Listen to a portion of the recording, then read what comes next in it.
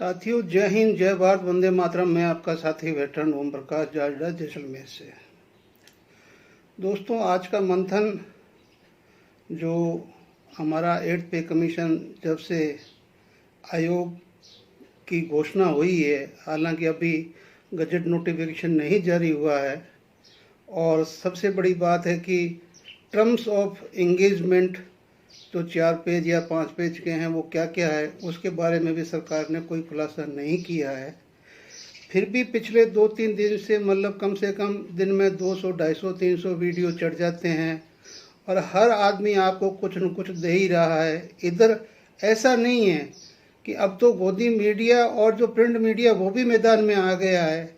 आप प्रत्येक दिन 10 अखबार देखोगे, 10 के अंदर आपको मतलब कम से कम 5 टेबल मिलेगी, फिटमेंट फैक्टर मिलेगा, उस पर विश्लेषण मिलेगा, उसमें मतलब संपादकीय लेख मिलेंगे, मतलब गणितज्ञ जो गणित को जानते हैं। लेकिन अब इसमें हकीकत क्या है? हकीकत ये है कि भाई, अगर आपके दोनों हाथ और दोनों पांव बांध दे और एक समय सीमा निर्धारित कर दे, भाई ये आपको 18 महीने तक बंधे रहेंगे, और इसमें आपने काम क्या करना है? आपने हाँ कहनी है और साइन करने हैं कि हाँ ये सही है और यही हमने अनुमोदित किया था और इसी पे हम साइन कर रहे हैं। अब जो 3 आदमी, पहले तो आप उनके बारे में सुन लीजिए कि जैसे जो जज महोदय आए पूर्व, वो जब हमारे माननीय प्रधानमंत्री जी जब गुजरात में पीएम थे, तब से मतलब उन्होंने कई कमेटियां, कई आयोग हेड किए, यानी कि वो उनका बहुत ही विश्वास पात्र मतलब एक पत्ता है। दूसरा, जो गणितज्ञ है, बंगाल से आते हैं, मैं नाम नहीं लेना चाहता किसी का भी, तो वो प्रधानमंत्री जी की वो टीम जो वित्तीय सलाहकार टीम है, उनका हिस्सा रह चुके हैं, और शायद होंगे तो भी पता नहीं, लेकिन रह चुके हैं, उसमें थे जरूर वो 101%। और तीसरा, जो अभी भी भारत सरकार के एक मंत्रालय के सचिव है, अब मैं मंत्रालय नहीं बोलना चाहता, लेकिन एक्टिव सचिव है। तो आप सोचिए दोस्तों कि जब हम ये बात कर रहे हैं, तो कभी भी वो मुलाजिम जिनके ऊपर डायरेक्ट हैंड अगर सरकार का है, बंधन है या जो कुछ भी है, तो क्या वो खुल के काम कर सकता है? चलो मान लिया, एक बात है कि चलो वो डेमोक्रेट हमारा भारत है और इसके अंदर जो हमारी ब्यूरोक्रेसी है वो आज़ाद है, और वो शुरू से लेकर एंड तक भारत में जो शासकीय पद धारण करती है उसमें वो काम करती है। तो अगर वो हिम्मत करके कुछ कह भी दें तो आपको पूरा विश्वास है कि जो आज की सरकार है वो उनकी बात मान लेगी। पहली बात तो मैं 101% यही कहता हूँ, 110% कहता हूँ कि वो सरकार के मतलब कहने से 1 इंच भी आगे नहीं बढ़ेंगे। दूसरी बात, टर्म्स ऑफ कंडीशन आपको वो कभी ओपन होगा ही नहीं कि उनको क्या दिया है। उनको दिए पैरामीटर, उनको पैरामीटर दिए जो पहले ही पब्लिकेशन, गजट नोटिफिकेशन के पब्लिकेशन से पहले ही उनको जो पैरामीटर इसलिए दिए कि इस पैरामीटर में अगर आप सहमत हो तो ही आपका पब्लिकेशन करें। अगर इस पैरामीटर में आप अगर पे कमीशन नहीं बना सकते हो तो फिर आपकी कोई ज़रूरत नहीं है। आप समझो मेरी बात को। बाकी लोग बकवास बहुत करेंगे लेकिन आपको पते की बात नहीं बताएंगे। अब वो पैरामीटर में पहले सबसे पहला पैरामीटर कौन सा दे दिया कि ये जो हम बोल रहे हैं ना, पूरे विश्व के अंदर हम जो चौथी वो अपना इकोनॉमिक बन गए, चौथी आर्थिक शक्ति बन गए, जो भी बन गए, वो सब ढकोसला है। ऐसा कुछ नहीं है। हमारे पास में उन्होंने डिब्बा बताया, उस डिब्बे में ये इतना आटा है। अब इस आटे के अंदर से सबसे पहले तो आपको सोचना है, उन तीनों को ये बताया गया है कि जो ये हम बता रहे हैं कि भी चौथी विश्व आर्थिक शक्ति है, ये हमारा वही चुनाव वाला ढकोसला है या कुछ भी है, और डंका है, और जो डंका जो हम बजाते रहते हैं वो बजता रहेगा। तो आपने उस डंके की तरफ ध्यान नहीं दे रहा कि डंका क्या कह रहा है, डंके को आप भूल जाना। कल को हम 5वीं भी कह सकते हैं, लेकिन आप उसके अनुसार निर्णय नहीं ले सकते। तो अभी उस डब्बे में जब आटा देखा तो बस इसी आटे में से आपने इनको जो भी चिपटी देना है, ये तो खुंची देना है या लब भर के देना है या धोबा भर के देना है या ऐसे देना है, कोई कटोरी भर के देना है, इसी में से देना है। और इसमें देते समय ये ध्यान रखना है कि जो हमारी खुद की जो आर्थिक नीतियां हैं सरकार की, सपोज करो आगे आने वाले 2-3 साल में हमारे इतने चुनाव है, उसमें भी हमें धन चाहिए। अगर हमें धन खर्च करना ही होता तो जो हम पिछला हमारा बजट गया है उस बजट के अंदर हम एक राशि रख देते, हमारे पास होती ना, तो हम राशि रख देते कि ये हमारा 8वें पे कमीशन के लिए रिजर्व है, होता तो। अब जो नहीं है तो फिर कहाँ से रखेंगे भाई? तो रिजर्व में कुछ भी नहीं है। 8वां पे कमीशन घोषित हो गया, कमेटी घोषित हो गई, लेकिन जब हमारा जो कमीशन अपना बजट बैठा था तो बजट में पे कमीशन के बारे में कोई 1 रुपया भी रिजर्व में नहीं रखा गया। तो हो सकता है कि वो अगले मार्च में रखे, इसीलिए इनको 18 महीने तक का समय दिया जा रहा है। मेरा पहले वीडियो मैंने बताया है ना कि वो 29 तक तो पहुंच ही जाएगा। जो कल मेरी बात को गोपाल मिश्रा जी ने, वो कहीं बाहर गए हुए हैं और वहाँ पे जो बहुत न्यूज़ चैनल हमारे गए हुए हैं उनके अंदर उत्तर भी दिया कि हो सकता है कि ये लोकसभा चुनाव तक जा सकता है, ये गोपाल मिश्रा ने बोला है। तो इसका मतलब जो मैंने बताया था वो सच है। अब दुआ बता दी कि भाई हमें अपने खर्चे जो सरकार के हमारे को चुनाव करवाने हैं, हमारी जो महत्वाकांक्षी योजना है जो हम घोषणा करते हैं, अगर हमने 10 करोड़ की घोषणा की है तो 1 करोड़ तो हमें लगाना ही पड़ेगा चुनाव से पहले। तो वो भी ध्यान में रखना कि घोषणाएं हम बहुत ज़्यादा करते हैं, लेकिन घोषणाएं अगर हम 100 करोड़ की करते हैं तो 10 करोड़ मतलब 10% तो हमें उसका पत्थर लगाने में, वो जो भी एडवर्टाइजमेंट करने में, उसको सब कुछ एक इस्टेब्लिश करने में हमारे को पैसा लगता है। तो सरकार का जो भी हमारा अपना जो कुछ है उसको लगाने के लिए आप हमारे पैसे छोड़ देना। ओके। तीसरा उन्होंने बोला कि जो राज्य सरकार है अभी तो हम उनको कुछ भी नहीं देते हैं, तब भी वो चुपचाप अपना काम चला रहे हैं।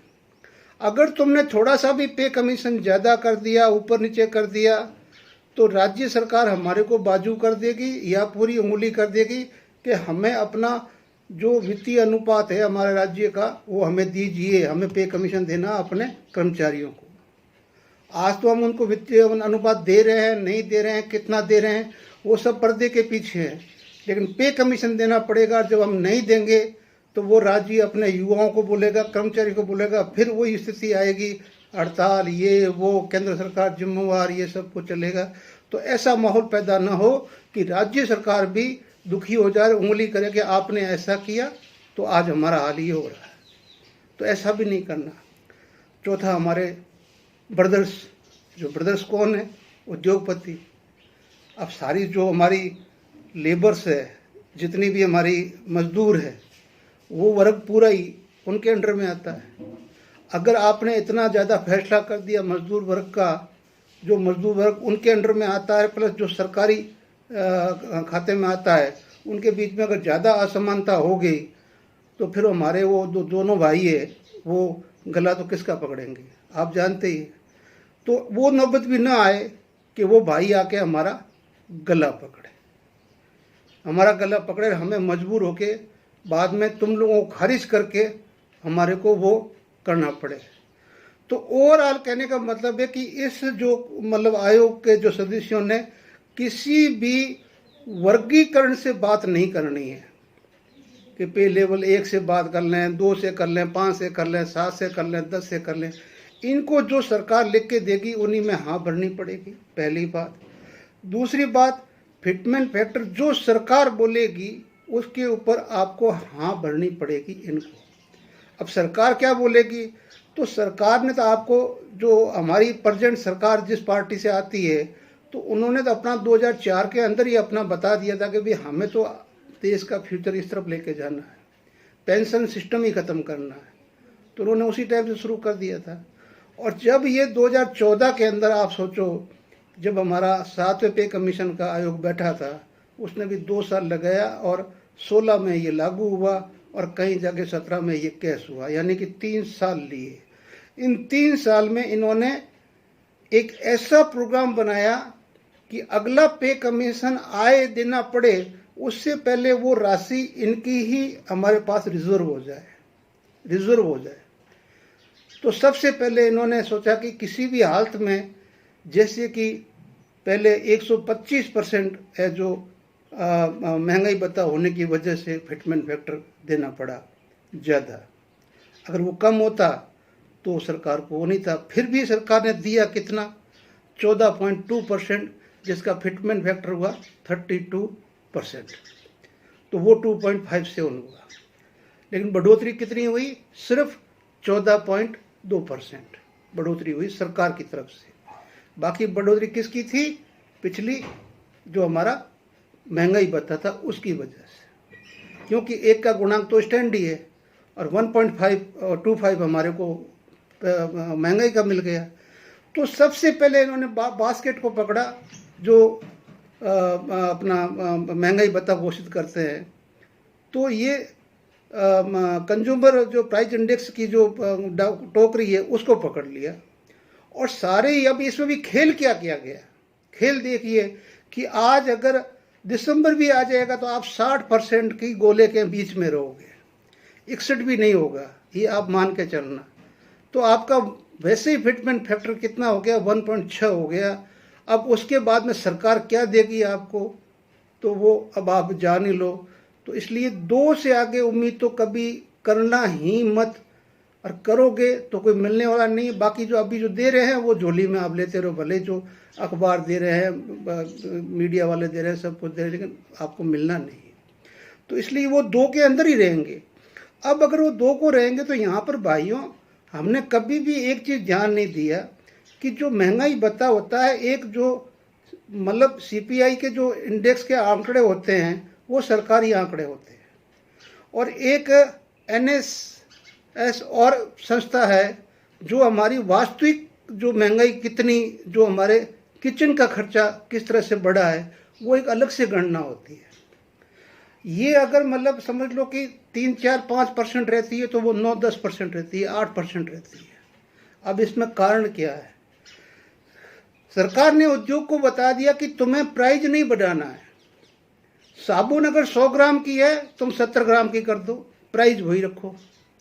बिस्किट आप प्राइस वही रखिए, 4 कम कर दो। तेल 1 लीटर का है, आप 970 ग्राम कर दो, 960 ग्राम कर दो, 9.5 कर दो, 8.5 कर दो, प्राइस मत बढ़ाओ। माचिस में से तीलियां निकाल लो। यानी कि आप इस तरह से कि आप उसमें से क्वांटिटी घटा दो, प्राइस वही रखो। जो हमारा डेली वेजेज का यानी कि डेली कंज्यूमर आइटम है उसका प्राइस वो रहे, उसके अंदर से उसकी क्वांटिटी घट जाए। तो अब यहाँ पर जब क्वांटिटी घटती है तो किचन में तो हमें पूरी पूरी चाहिए, तो फिर वो जो फर्क होता है वो सरकारी और ये जो वास्तविक खर्च जो होता है वो कभी मेल नहीं खाता है। इसके पीछे दूसरा कारण वो होता है कि जैसे कि उसमें जो टैक्सेस लगते हैं, क्योंकि वो सिर्फ उसका जो मुद्रा प्रिंट की हुई है उसी का प्राइस लेते हैं, लेकिन साथ में जब एक स्टेट से दूसरे स्टेट में जाती है वो वस्तु तो उसके अंदर ट्रांसपोर्टेशन का भी पैसा लगता है, बहुत कुछ लगता है। इस तरह से वो जो चीज़ें बढ़ती है वो उस टोकरी में नहीं होती है, लेकिन उसका भार हमारे किचन में पड़ता है। तीसरा ये कि भाई हम हिंदुस्तान में हैं, हिंदुस्तान में बहुत चीज़ें हम इंपोर्ट करते हैं, और इंपोर्ट करने से क्या है कि सारी की सारी चीज़ें हमारे को डॉलर में मिलती है। किस में मिलती है? डॉलर में। जब हम डॉलर में खरीदते हैं, देश में आती है डॉलर में, और यहाँ हम जब इंडिविजुअल उसको लेते हैं तब हम रुपए में लेते हैं, और रुपए हमारा डॉलर से डेली कमज़ोर होता जा रहा है। तो हमारे को ज़्यादा पैसा देके यानी ज़्यादा पैसा रुपया खर्च करके वो सामान अपने किचन में लाना पड़ता है। तो ये जो वेरिएशन है ये कभी भी आपको बास्केट में नहीं मिलेगा, और ये मतलब सरकार ने एक ऐसी चाल चल के आपको 60% तक सीमित कर दिया। 18 महीने का आपका DA पहले खा गई, उसके बाद में जो आपका अभी मान लो 100% भी बढ़ना था तो 40% तो इसने पहले से मतलब गोल करके अपने खाते में रख ही लिया।